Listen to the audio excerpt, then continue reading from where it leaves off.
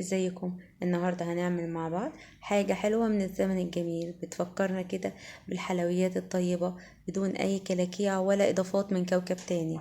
هنعمل صوابع زينب بطريقة سهلة وبسيطة. اول حاجة هنعمل الشربات. احنا الشربات بتاعنا هنا شربات تقيل، هو عبارة عن كوبايتين سكر وكوباية مية وعليهم رشة فانيليا. هنسيبه كده لحد ما يغلي وبعدين نرجع له تاني بعد ما نعمل العجينة بتاعتنا. العجينة بتاعتنا هنا عجينة سهلة جدا، بس ليها شوية تكنيك علشان صوابع زينب تطلع معاكي مظبوطة.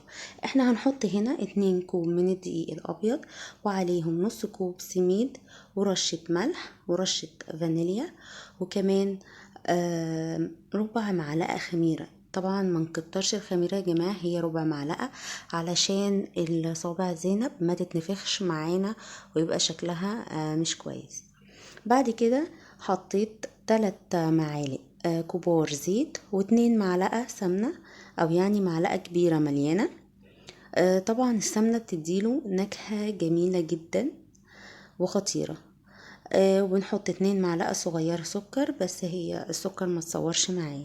وبعد كده بنبس العجين، نبس العجينة كويس جدا مع بعض كده زي ما انتم شايفين، لحد لما نيجي نمسكها ونلاقيها متماسكة كده، يعني مش مفتفتة خالص معايا.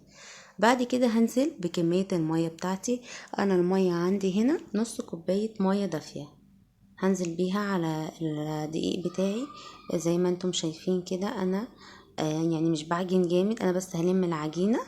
هنزل بكمية المية كلها اهو وهلم العجينة معايا، مش هعجنها جامد قوي لان انا مش عايزة ليها عرق.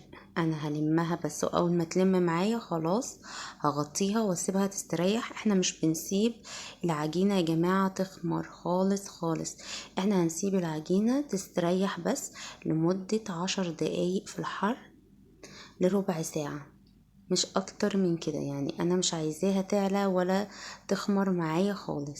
هنا الشربات بتاعي غلي، انا ما كانش عندي ليمون، حطيت بس ربع معلقه ملح ليمون وهسيبه من 5 دقايق ل7 دقايق يغلي وبعدين هطفي عليه. في الوقت ده طبعا كانت العجينه بتاعتي استريحت. هكورها كلها كور قد بعض، تمام. وبعد كده يعني مش يعني هشتغل فيها على طول. هحط الزيت على النار، على نار هاديه يسخن لحد ما اعمل كمية مثلا عندي واحطها تتحمر، واعمل الكمية التانية. يعني هحمر على طول، هشتغل فيها على طول. ما نسيبهاش خالص علشان ما تخمرش تاني معانا وتتنفخ، لان انتوا زي ما انتم عارفين هي هتتنفخ معايا في الزيت. فالكمية اللي اشتغلت بيها عملتها نزلتها في الزيت على طول. احنا هنا بنسخن الزيت وبعدين بنهدي عليه النار. يعني انا كده بحمرهم على نار متوسطة، مش عالية قوي ولا هادية قوي، علشان طبعا مش اول ما احطهم يحمروا ويبقى نية من جوه. لا، كده هي بتاخد وقتها معايا على النار وبتستوي معايا كويس، ما تقلقوش مش هتشرب معاكم زيت خالص. انا بطلعها في مصفى اسيبها تتصفى الاول، وبعدين اهو زي ما انتم شايفين هنزل عليها بكمية الشربات بتاعي. هسيبها طبعا في الشربات شوية تشرب من الشربات، وبعد كده هحطها برضو في مصفى تاني تصفي الزيادة بتاعتها. وبس كده زي ما انتم شايفين. انا كده وصفتي خلصت، اتمنى تعجبكم، متأكدة اني فتحت نفسكم عليها وهتقوموا تجربوها.